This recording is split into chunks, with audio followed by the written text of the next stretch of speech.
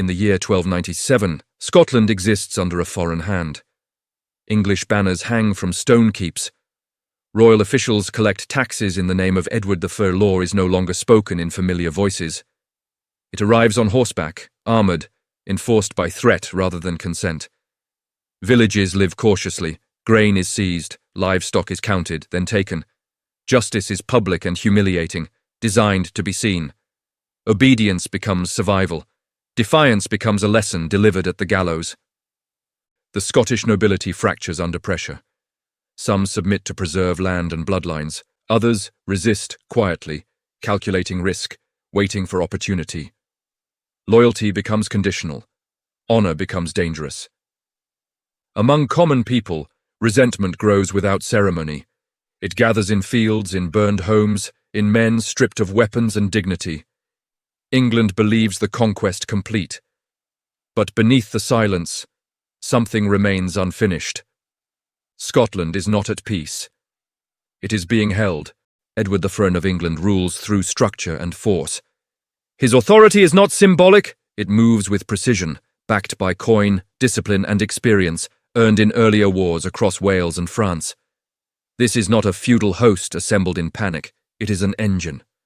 English armies march with hierarchy intact. Knights in mail and plate form the spearhead. Infantry advance in ordered ranks. Commanders expect obedience and receive it. Logistics follow behind. Food, horses, replacement arms. War is planned, not improvised. To Edward's court, Scotland is not an equal opponent. It is a territory that failed to understand its place.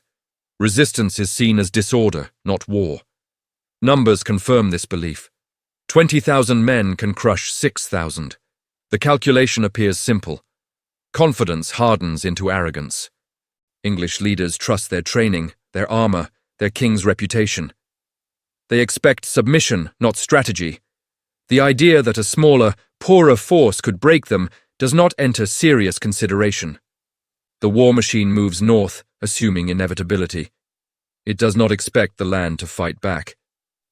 Stirling sits where Scotland narrows, where the lowlands squeeze against river and hill. It is not chosen by chance. Whoever controls this ground controls movement between north and south. Armies cannot ignore it. Trade cannot bypass it. Power funnels through this point. The River Forth is wide, cold and slow-moving, but deceptive. Its banks are soft, its depth uneven. Crossing it with men, horses and armour is never simple. In 1297, there is only one reliable way across, a narrow wooden bridge built for carts and foot traffic, not for massed troops. The bridge is long and thin, barely allowing two men to walk side by side. It creaks under weight, it dictates pace. It turns an army into a line, forcing patience where none exists. On the far side, the ground rises sharply. Marshland restricts movement. Space to form ranks is limited. What looks like open terrain is a trap waiting to be closed. Stirling is not just a location, it is a constraint, and on this ground, numbers lose their advantage. The Scottish force gathers without spectacle. Around 6,000 men assemble, not as a uniform army, but as survivors of occupation. Few wear heavy armour. Many carry spears, axes, or farm tools reshaped into weapons. Their clothing is worn. Their faces are familiar to hunger and loss. These men are not drilled professionals. They are farmers, herdsmen, townsmen, and minor retainers hardened by raids and reprisals. Discipline is born from necessity, not pay. They fight because retreat means submission, and submission has already stripped them of dignity. Their strength lies in cohesion, not polish. They know the land. They trust one another. Fear exists, but it is shared, contained, and directed outward. Each man understands what defeat will bring: confiscation, punishment, erasure. There is no illusion of glory, no expectation of mercy. The army does not wait for salvation. It waits for an opening. Against England's war machine, the Scots appear inferior in every visible way. But what they lack in equipment, they replace with resolve sharpened by occupation and a singular understanding. This ground is their only chance. Leadership in the Scottish camp does not come from ceremony. It emerges from resistance. William Wallace is known not as a noble, but as a man marked by violence and loss, shaped by years of pursuit and retaliation. His authority comes from action, from survival, from refusing to disappear. Alongside him stands Andrew Moray, a noble by birth but a rebel by necessity. Captured once, escaped and returned to fight, Moray understands English systems from the inside. He brings patience where Wallace brings fury. Together, they form an uneasy balance. Neither man promises safety. They speak in practical terms: terrain, timing, limits. Their leadership does not inspire loyalty through rhetoric, but through shared risk. They stand exposed among their men, subject to the same outcome. There is no illusion of control. Both leaders know the odds. Victory requires restraint, not impulse. Waiting is more dangerous than charging, but charging too early guarantees death. Wallace and Moray do not command an army expecting triumph. They command men prepared to gamble everything on one moment. The English command arrives at Stirling with certainty already settled. Scouts report the Scottish presence, but the numbers appear manageable. 6,000 men, poorly equipped, waiting on high ground. The situation seems routine. Discussion turns impatient. Delay is viewed as weakness. Crossing elsewhere would waste time and undermine authority. The bridge, narrow as it is deemed sufficient. England has crossed worse obstacles and crushed stronger foes. The belief in superiority is absolute. Heavy cavalry will break resistance, infantry will follow, discipline will do the rest. The possibility of a coordinated counterattack is dismissed as unlikely, almost insulting. Orders are issued without urgency. Units are allowed to cross in stages. No effort is made to secure the far bank in strength before committing more men. The army assumes the Scots will either retreat or collapse once pressure is applied. Overconfidence does not announce itself loudly. It settles quietly into decisions. At Stirling, it shapes every order, every delay, every step onto the bridge. At first light, the English begin to move. The bridge accepts them slowly, one unit at a time, forcing the army into a thin, vulnerable line. Horses clatter across wood never meant to bear such weight. The river slides beneath, indifferent. On the hills above, the Scots remain still. No banners advance, no challenge is issued. The waiting feels unsettling, but it is misread as hesitation. The crossing continues. English cavalry reaches the far bank and starts to form, limited by marshy ground and rising terrain. Infantry follows, compressed and disorganized, unable to deploy properly. The river now separates the army into two halves that cannot support each other. Wallace and Moray watch every step. They measure distance. They count numbers. The moment is not emotional. It is precise. As more English troops step onto the bridge, the shape of the battlefield hardens. What was once a crossing becomes a choke point. What was once an advantage becomes a liability. The trap does not close suddenly. It finishes assembling. The signal comes without ceremony. No horn, no shout. The Scots surge forward as one body, pouring downhill with sudden speed and weight. The timing is exact. The English vanguard has crossed too far to retreat and is still too weak to hold. Spearmen drive into the clustered ranks before formations can settle. Horses rear and collide. Orders are shouted, then lost. The confined ground turns discipline into confusion. Behind them, the bridge is cut off. Whether by destruction or congestion, it no longer offers escape. Men glance back and see only bodies and movement, not safety. The English realize too late that they are alone. Separated from reinforcements, pinned between river and hill, they are no longer an army.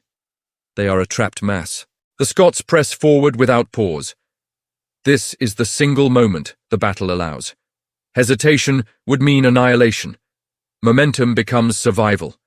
The release is brief. The consequences are permanent. The fighting collapses into chaos. English soldiers are driven backward with nowhere to form ranks. The river blocks retreat. The marsh steals footing. Armor, once a symbol of protection, becomes an anchor. Men are crushed together at the water's edge. Horses panic, screaming as they slip and fall, dragging riders down. The Forth fills with bodies and broken equipment. Those who fall in struggle briefly, then disappear, pulled under by their own weight. Commands no longer matter, banners vanish, units dissolve into individuals fighting for breath, for balance, for space that does not exist. The noise is overwhelming. Steel on steel, men shouting, wood breaking beneath hooves. The Scots do not slow. They strike low, push hard, and use the ground as a weapon. The river does the rest. It drowns the armoured and the wounded without distinction. What began as an orderly advance becomes extermination. The larger army watches helplessly from the far bank as its forward force is erased in full view. The wooden bridge, already strained by weight and chaos, gives way. Planks snap beneath armoured men. Horses stumble, throwing riders into the river. Reinforcements cannot cross. The line of English soldiers is trapped on both sides, isolated and exposed. The collapse is total and immediate. Those in front are cut off from those behind. Communication fails. Commanders struggle to regroup, but the bridge no longer functions as a link. It is now a barrier to survival. Every attempt to cross or retreat turns into further catastrophe. Bodies clog the structure. Horses panic. The river swells with the desperate, the drowning, the wounded. The crossing becomes impassable, a tomb made of timber, iron, and human error. In this instant, what appeared to be a simple river crossing becomes the defining factor of the battle. Control of terrain, narrow, unforgiving, perfectly exploited, decides the outcome far more than numbers ever could. The bridge is no longer a route. It is a weapon, wielded silently by the Scots and the river alike. With the bridge destroyed and the vanguard trapped, English command disintegrates. Orders are shouted, ignored, or misunderstood. Knights and infantry alike falter under sudden terror. Discipline, the backbone of Edward's army, evaporates in the confined chaos. Leaders attempt to rally troops, but the terrain prevents coordination. Reinforcements cannot reach the front. The men already across the river are isolated, their strength meaningless without support. Panic spreads faster than strategy. Soldiers fall back where they can, but the river and the marsh prevent organized retreat. Horses stumble, dragging men with them. Armor that once signified superiority now weighs the dying and the desperate down. The army's might becomes helplessness, and helplessness turns to slaughter. The English collapse is not dramatic or heroic, it is methodical. The Scots press the attack with precision, cutting off escape routes and exploiting every moment of confusion. What seemed inevitable, a massed English victory, crumbles into chaos and death, a testament to the consequences of underestimating resolve, terrain, and timing. Victory comes at a price. Andrew Moray, mortally wounded in the fighting, is carried from the field, his life ebbing even as the Scots celebrate their triumph. Wallace, bloodied and exhausted, stands over the river, surveying the shattered remnants of what should have been an unstoppable force. Thousands of English lie dead or drowning. Horses, armor, weapons, all become part of the wreckage. The ground itself seems stained with terror. For every triumph, the Scots pay with sweat, fear, and blood. Each man knows the thin line between survival and death, and that line has just been walked. Strategically, the battle secures Scotland's confidence. The English threat is checked, if only temporarily, but the psychological cost is immense. Survivors carry horror as memory, the knowledge of what it means to face a disciplined, larger enemy, and yet emerge alive through cunning, terrain, and sheer will. Stirling Bridge becomes more than a battlefield. It becomes a statement. Even the mighty can fall, even numbers can fail, and courage, timing, and understanding of land can overturn what seems impossible. Stirling Bridge is remembered not for the size of the armies, but for the mastery of strategy, timing, and terrain. 6,000 Scots defeated 20,000 Englishmen, proving that courage, patience, and knowledge of the land can outweigh numbers, training, and armour. The battle reshaped Scotland's psyche. It ignited hope among the oppressed, showing that resistance was possible, even against the most formidable army in Europe. For the English, it was a lesson in humility and caution, a rare moment when arrogance met its match. Beyond tactics, Stirling Bridge is a story of human will under pressure. Wallace and Moray harnessed fear, discipline, and opportunity to bend destiny itself. Every choice mattered. Every step across the bridge, every moment of delay, every surge downhill became decisive. The river, the marsh, the narrow wooden bridge, all were silent actors, shaping outcomes as effectively as any soldier. In this convergence of landscape, leadership, and resolve, Scotland carved a memory of defiance that would echo through centuries. Stirling Bridge endures as a symbol. Even against overwhelming odds, the combination of courage, cunning, and intimate knowledge of the world can turn the tide of history.